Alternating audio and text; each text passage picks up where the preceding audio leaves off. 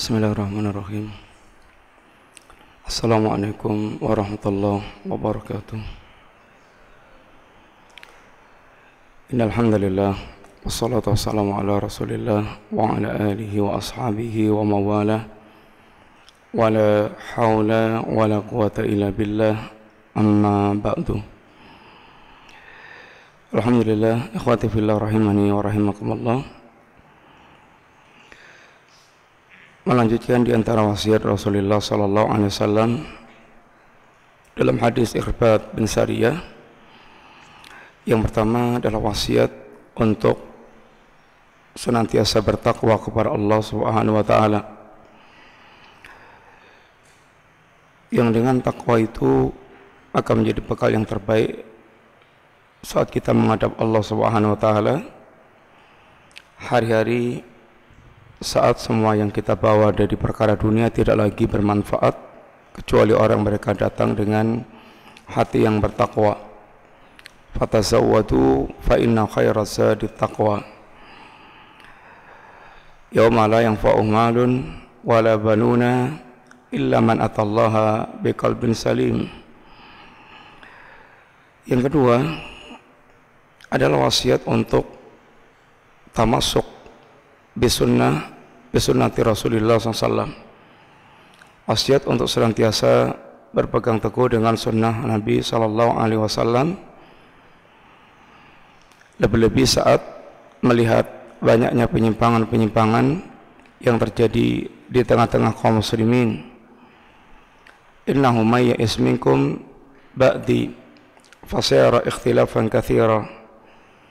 Sesungguhnya barang siapa masih hidup di antara kalian setelahku akan melihat berbagai macam penyimpangan-penyimpangan yang sangat banyak. Hadis-hadis tentang iftiraqul ummah, hadis-hadis tentang terpecah belahnya umat menjadi sekian firqah atau sekian millah sudah sangat kita kenal dan sudah sering kita dengarkan. Yang Nabi tunjukkan kepada kita dan yang para sahabat bersemangat untuk menyelamatkan diri ketika Nabi bicara tentang sekian banyak firqah-firqah yang akan bermunculan, kemudian ada satu yang selamat. Kata para sahabat, ya Rasulullah, manhum, siapa itu ya Rasulullah yang selamat?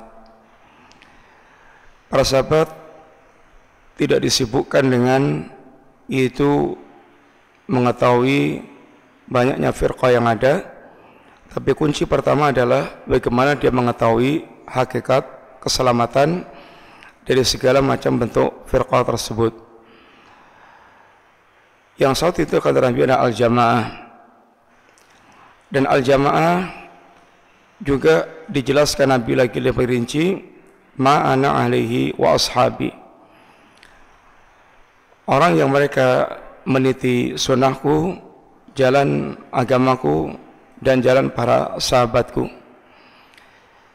Sehingga Allah Subhanahu wa taala dan Rasulnya sallallahu alaihi wasallam memperingatkan dari mengikuti selain jalannya para sahabat.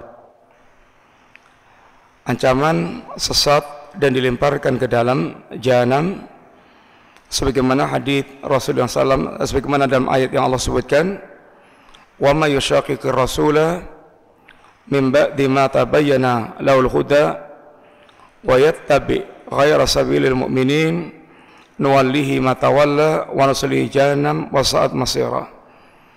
Barang siapa yang dia mendurhakai Rasul setelah jelas baginya petunjuk dan mengikuti selain jalannya kaum mukminin. Al-mu'minun yang dimaksudkan dalam ayat tersebut adalah yang pasti adalah para sahabat Nabi radhiyallahu anhum jami'an. Di zaman turunnya ayat Al-Quran ini tidak ada orang mukmin kecuali Nabi dan para sahabat radhiyallahu anhum jami'an. Dan yang pasti Allah telah menggelari para sahabat dengan gelar keimanan. Ulaika humul mu'minuna haqqan. Mereka itulah orang mukmin yang hak, yang sejati. Ulaika humus shadiqun, mereka itulah orang-orang yang telah jujur menunjukkan tentang benarnya iman mereka. Dia buktikan iman mereka, iman yang asli, bukan iman yang palsu. Dengan segala ujian yang Allah telah berikan, mereka tetap tunjukkan benarnya iman mereka. Ulaika humul muflihun, mereka adalah orang-orang yang sukses, beruntung dalam menjalani agamanya. Ulaika humur rasyidun, mereka adalah orang-orang yang lurus, orang yang terbimbing di atas petunjuk Allah yang hak. Ini semuanya adalah gelar-gelar keimanan. Radhiyallahu anhum wa radu'an, Allah ridha kepada mereka, mereka ridha dengan Allah Subhanahu wa taala, sehingga yang paling berhak menyandang gelar keimanan pertama kali adalah para sahabat Nabi radhiyallahu anhum jami'an. Apalagi Allah tidak memberikan kesempatan untuk berserikat dalam keridhaan kecuali apabila kita mengikuti jalannya para sahabat Muhajirin dan Ansar, as-sabiqun al-awwalun minal muhajirin wal ansar walladzina tabauhum bi ihsanin, dan orang-orang yang mereka ini terdahulu dalam mengikuti atau seruan dakwah Nabi dari kalangan muhajirin dan ansar, generasi yang tidak bisa lagi ditafsirkan kecuali para sahabat Nabi radhiyallahu anhum jami'an. Muhajirin mereka yang berpindah dari Mekah ke Mekah, dari Mekah ke Madinah dalam rangka untuk menyelamatkan agamanya, dan Ansar adalah orang mereka ini mempersiapkan tempat dan keimanan mereka untuk menyambut kedatangan para Muhajirin. Kemudian satu kelompok yang Allah sebutkan berikutnya, walladzina tabauhum bi ihsanin, dan orang-orang yang mereka mengikuti para sahabat dengan cara yang baik.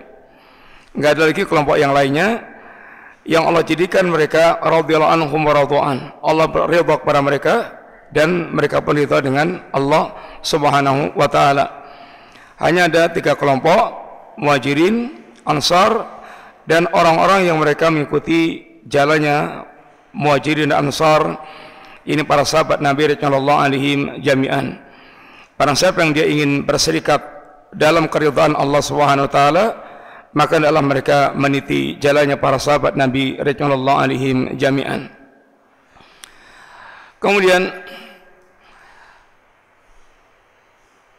riwayat ini memberikan wasiat kepada kita berpegang teguh dengan sunnah Nabi, yaitu Al-Quran, As-Sunnah, kemudian sunnahnya para sahabat Nabi radhiyallahu anhum jami'an. Ini adalah jalan keselamatan di saat munculnya berbagai macam ini perpecahan, penyimpangan-penyimpangan, munculnya firaqad dhalalah.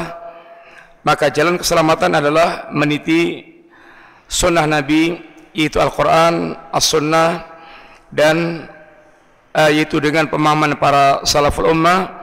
Ini para sahabat Nabi radhiyallahu anhum jami'an. Kemudian sehingga Nabi katakan, "Lau taraktum," sehingga diwasiatkan oleh Mas'ud radhiyallahu anhu, "Lau taraktum sunnata nabiyikum la dhalaltum." Seandainya kalau meninggalkan sunnah Nabi kalian, maka kalian akan sesat.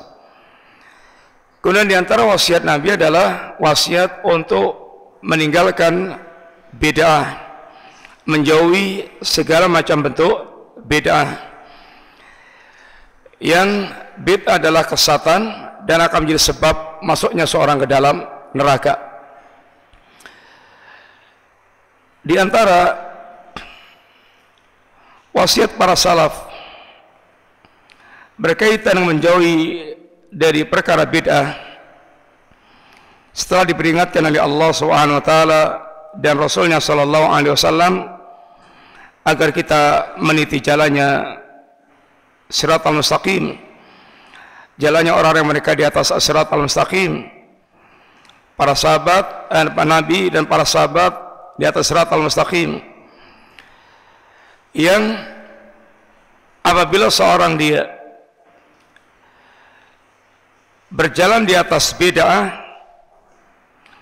maka amal-amal mereka akan masuk dalam peringatan Allah faja'alnahu haba'an manthura.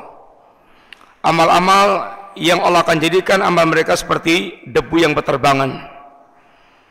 Karena Allah tidak akan menerima amal kecuali amal yang diikhlaskan semata karena Allah dan amal yang ditegakkan di atas sunnah nabinya sallallahu alaihi wasallam.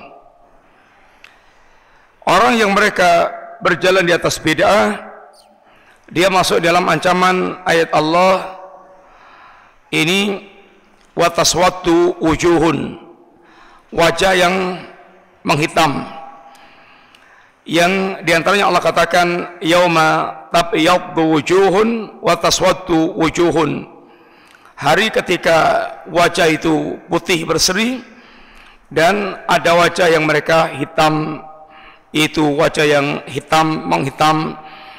Kata Ibnu Abbas, tabyaddu wujuhun ahlus sunnah wa taswaddu wujuhun ahlul bid'ah.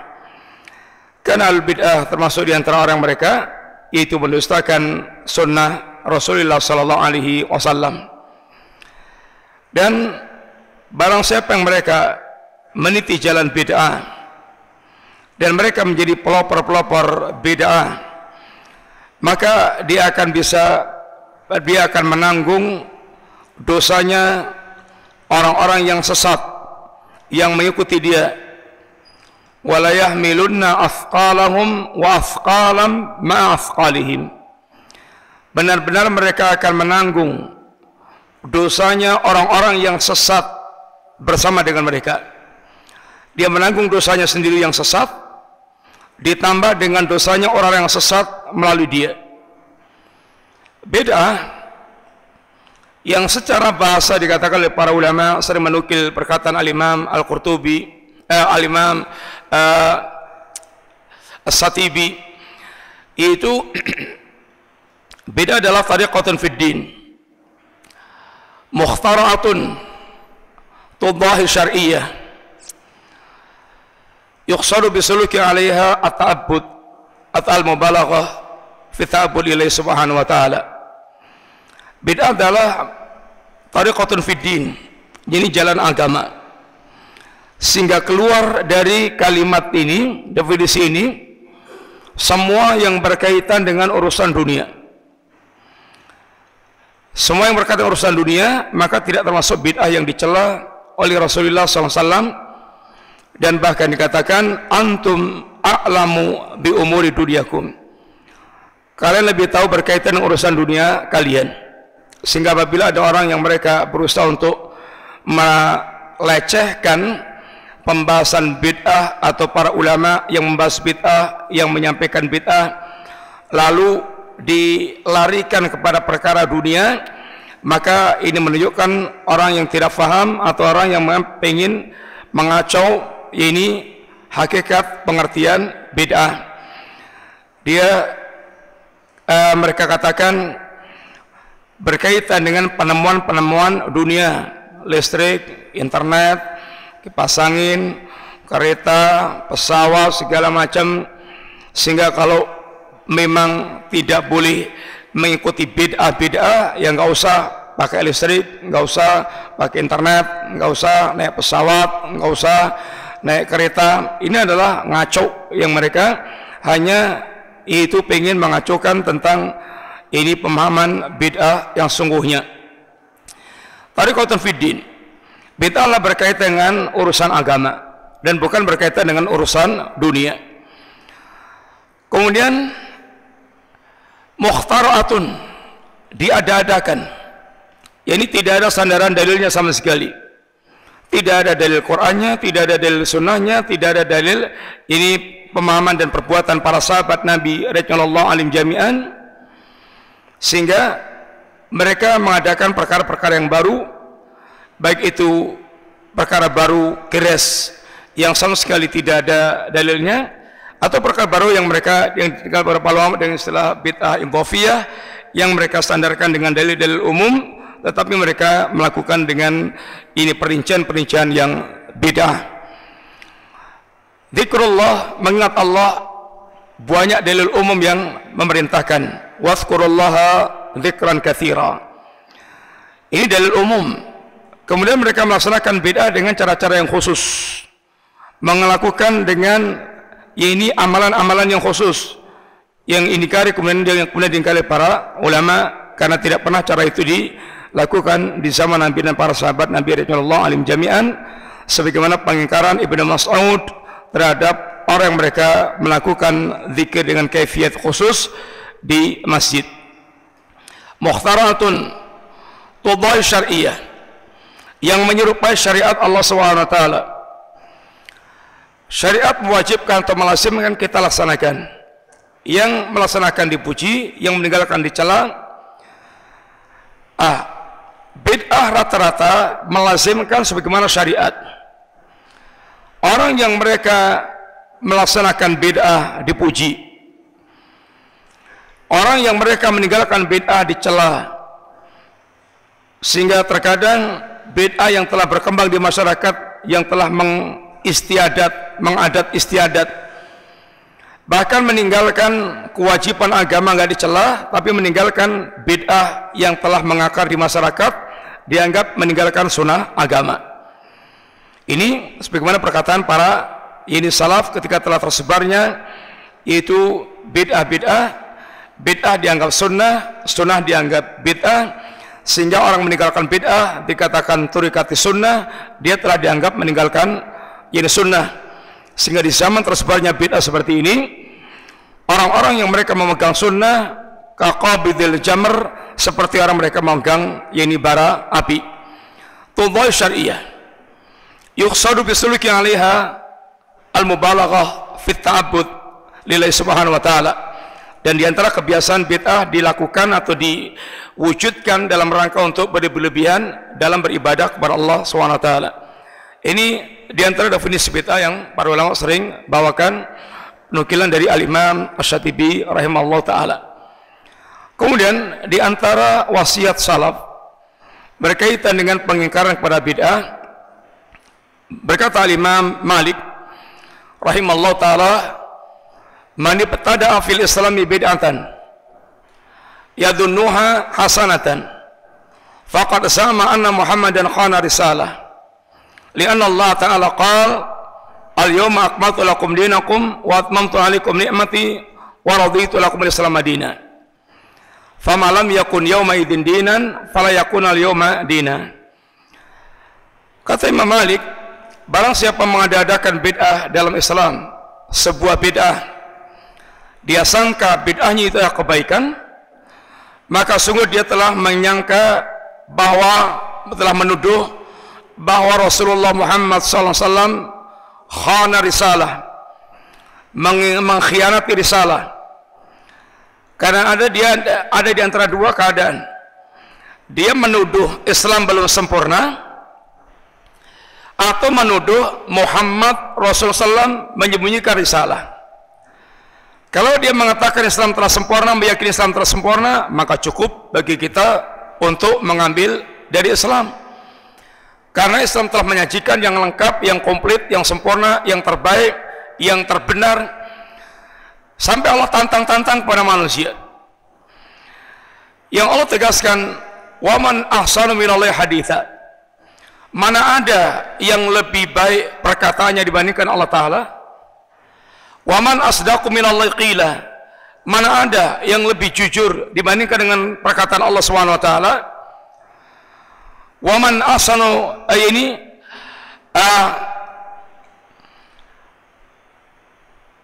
adalah di antara tantangan Allah Ta'ala kepada para manusia.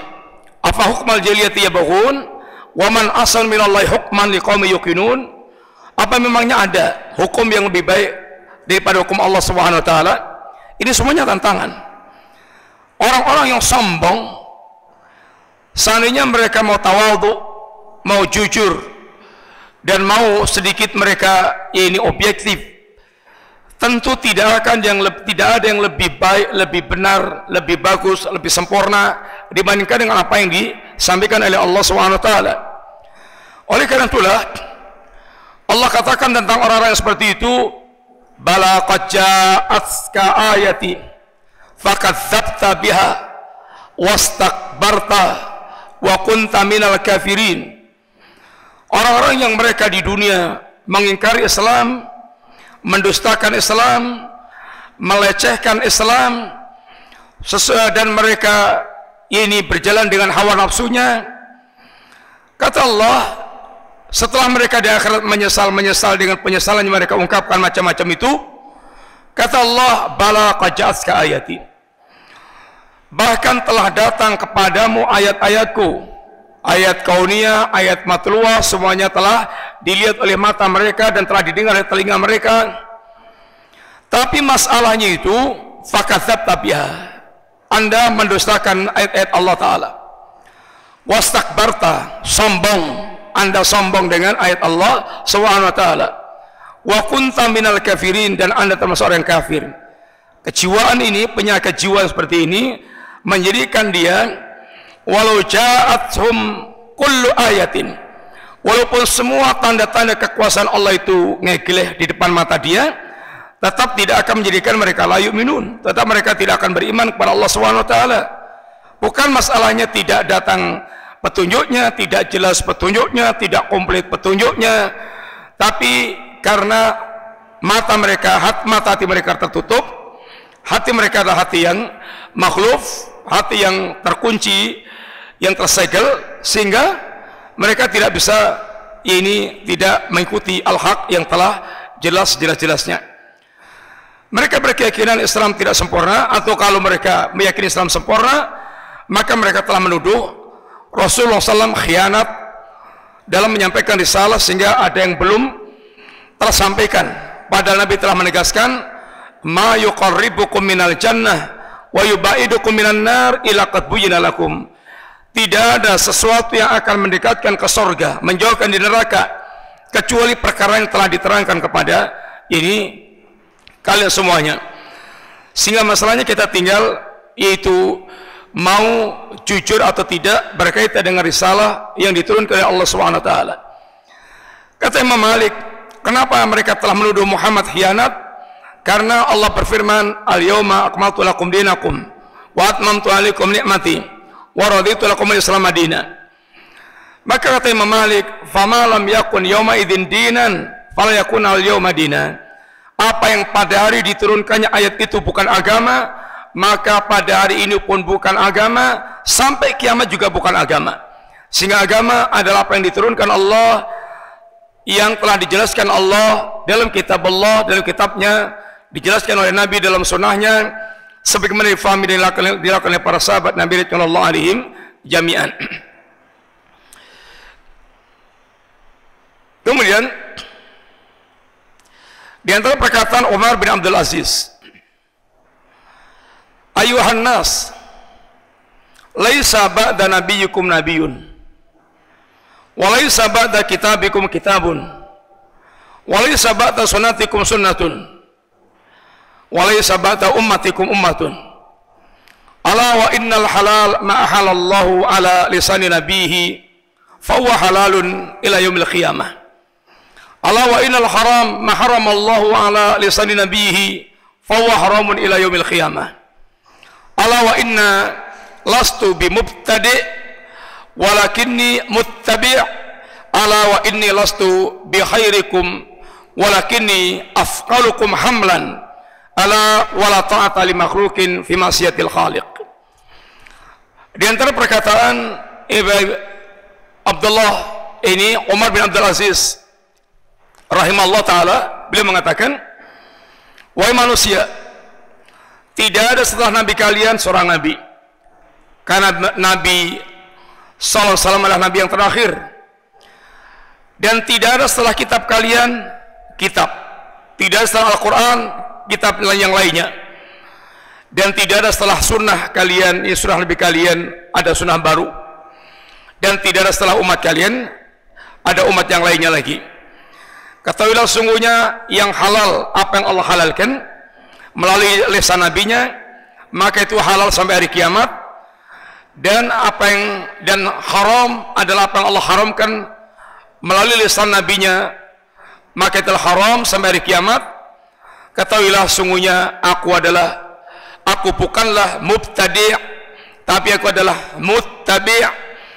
Aku bukan orang membuat bid'ah, Tapi kalau orang mengikuti ajaran agama ini, ketahuilah sungguhnya aku bukanlah orang terbaik di antara kalian, akan tapi aku orang yang paling berat menanggung tanggung jawab ini, beban untuk kalian. Karena pemimpin, apalagi pemimpin tertinggi, bebannya paling berat. Bukan orang yang beliau menegaskan, bukan aku orang yang terbaik di antara kalian. Ini ketawaduan beliau. Tapi beliau menegaskan, iya, saya adalah orang paling berat bebannya di antara kalian, berkaitan dengan pertanggungjawaban di hadapan Allah Subhanahu wa taala. Ketahuilah, tidak ada ketaatan dan kepada makhluk dalam perbuatan maksiat kepada Allah Subhanahu wa taala. Ibnu Mas'ud beliau mengatakan, ittabi'u wa la tabtadi'u. Jadi ini ikutilah, jangan membuat-buat bid'ah. Ikutilah syariat agama yang telah disampaikan Rasulullah SAW, jangan membuat-buat bid'ah. Yang demikian faqad kufitum, cukuplah bagi kalian ini beragama dengan cara yang seperti itu.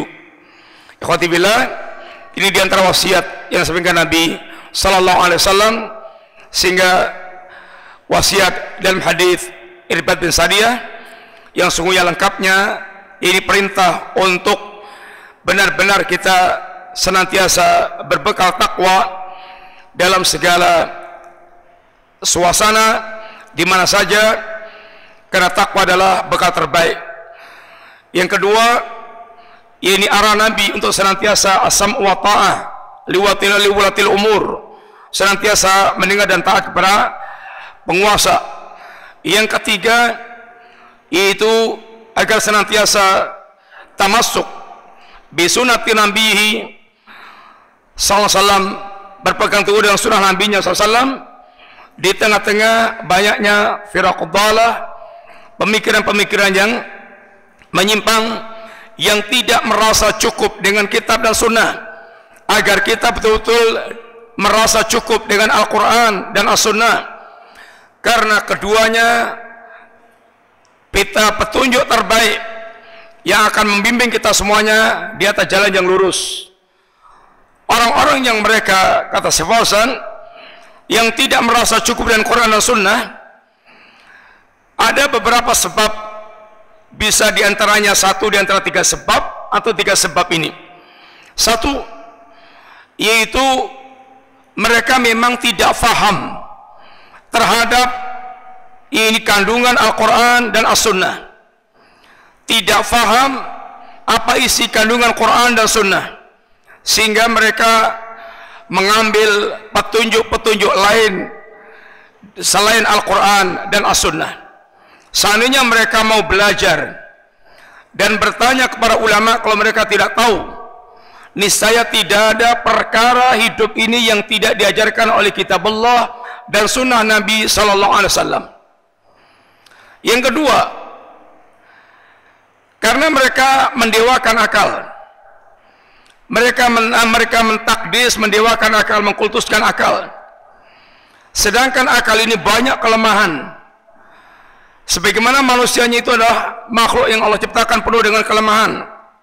Wa khuliqal insanu dha'ifa, dan akal manusia merupakan bagian pada manusia itu sendiri. Di antara kelemahan akal, satu, akal sendiri pengetahuannya serba terbatas. Jangankan perkara yang gaib mutlak, akal tidak akan bisa menyebutkan secara rinci, menerangkan dengan gamblang perkara-perkara yang sifatnya gaibnya gaib muqayyad. Apa yang di rumah sebelah, jeniusnya kayak apa orang akalnya, tentu tidak akan bisa menyebutkan.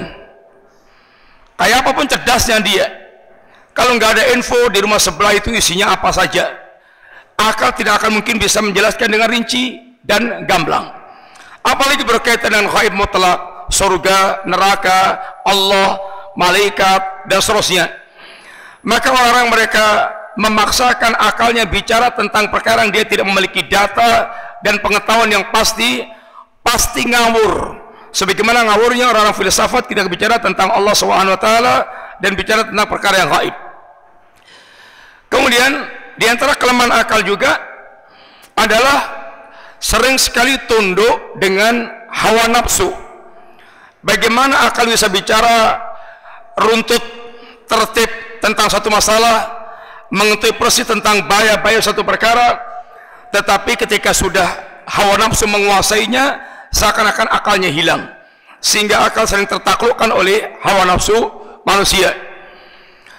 Dan yang ketiga, ini siasa yang zalim. Ini politik politik yang zalim, dan munculnya para politikus yang zalim. Bukan tidak ada Islam pelajaran siasa syariah, tapi praktek politik yang zalim membuat mereka tidak membutuhkan Al-Quran.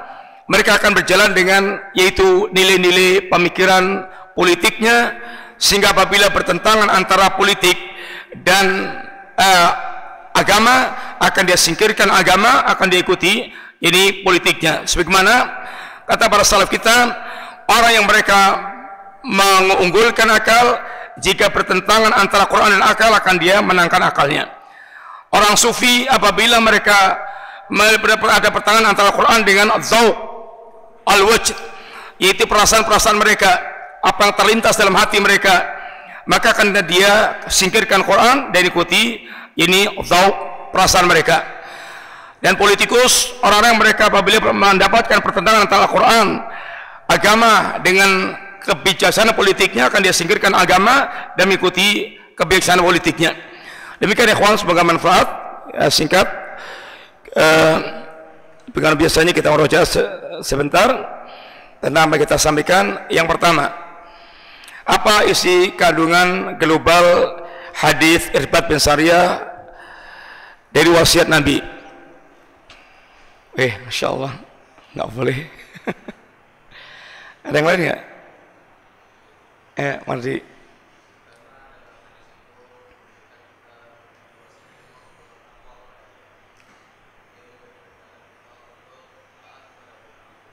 Terus apa lagi?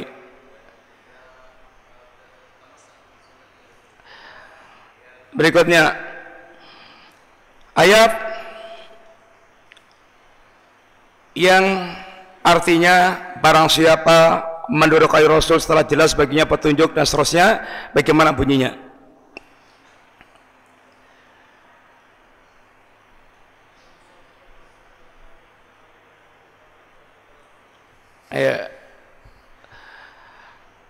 Kemudian perkataan Ibnu Mas'ud, ikutilah dan jangan membuat-buat bid'ah, sungguh telah cukup bagi kalian.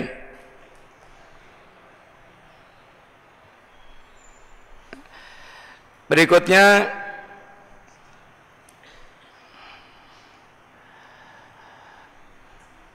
apa di antara bahaya bid'ah? Apa di antara bahaya bid'ah? Terus apa lagi?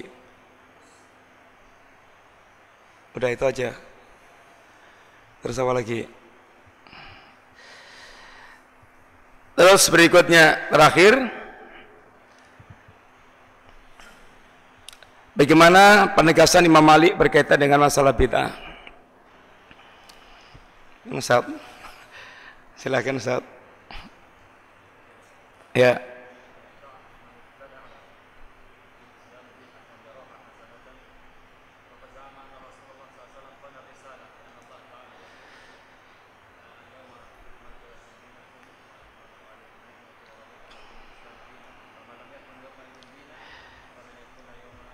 Demikian ikhwan, barakallahu fikum, jazakumullahu khair, mudah-mudahan manfaat. Wassalamualaikum warahmatullahi wabarakatuh. Assalamualaikum warahmatullahi wabarakatuh.